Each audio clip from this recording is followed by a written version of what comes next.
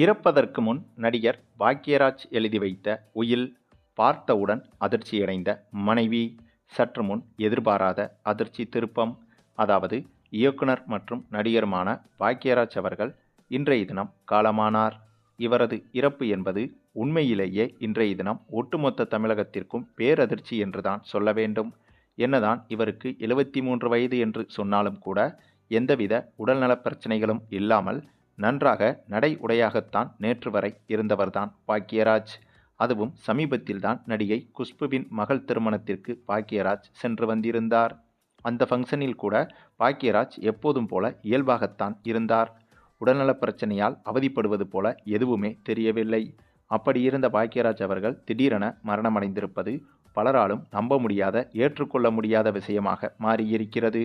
இந்த சூழலில்தான் பாக்யராஜ் குறித்து முக்கியமான தகவல் ஒன்று வெளியாகியிருக்கிறது. அதாவது பாக்யராஜ் அவர்கள் இவர் இறப்பதற்கு முன்பே உயில் ஒன்றை எழுதி வைத்திருப்பதாக தகவல்கள் வெளியாகியிருக்கிறது.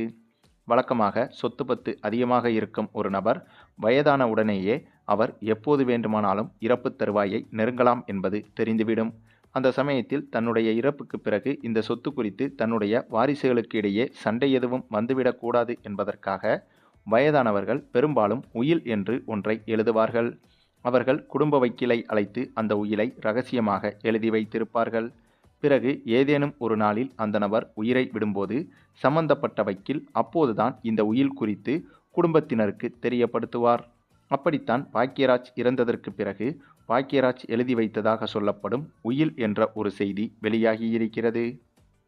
இந்த உயிலில் பாக்யராஜ் அவர்கள் இவருடைய மகளுடைய மகனுக்கு, அதாவது இவருடைய பேரனுக்கு பெரும்பாலான சொத்துக்களை எழுதி வைத்திருப்பதாக தகவல்கள் வெளியாகியிருக்கிறது. இவருடைய மகன் மற்றும் மகனின் வாரிசை தாண்டியும் மனைவியை தாண்டியும் அதிகபட்சமாக இவருடைய சொத்து என்பது மகளுடைய மகனுக்கு எழுதி வைக்கப்பட்டுள்ளதாக அதிர்ச்சி தகவல்கள் வெளியாகியிருக்கிறது. இந்த செய்தி அறிந்து தற்போது குடும்பத்தினர் பலரும் அதிர்ச்சி அடைந்ததாகவும் சொல்லப்படுகிறது. ஆனால் இப்போது இந்த சொத்து பத்துக்களை தாண்டி ஒரு மிகப்பெரிய சினிமா கலைஞனையும் தமிழக மக்களை பல வருடங்களாக சினிமா மூலம் சந்தோஷப்படுத்திய ஒரு முக்கியமான கலைஞனை இழந்திருக்கும் சோகம்தான் தமிழக மக்களிடையே இப்போது இருந்து வருகிறது. சரி, பாக்யராஜின் இந்த ஒரு இழப்பு குறித்து உங்களுடைய கருத்துக்களையும் கமெண்டில் தெரிவிங்க. மேலும் இந்த வீடியோ பிடிச்சிருந்தா லைக் பண்ணுங்கள், மற்ற அனைவருக்கும் ஷேர் பண்ணுங்கள், மறக்காமல் நம்ம சேனலை சப்ஸ்கிரைப் பண்ணுங்கள்.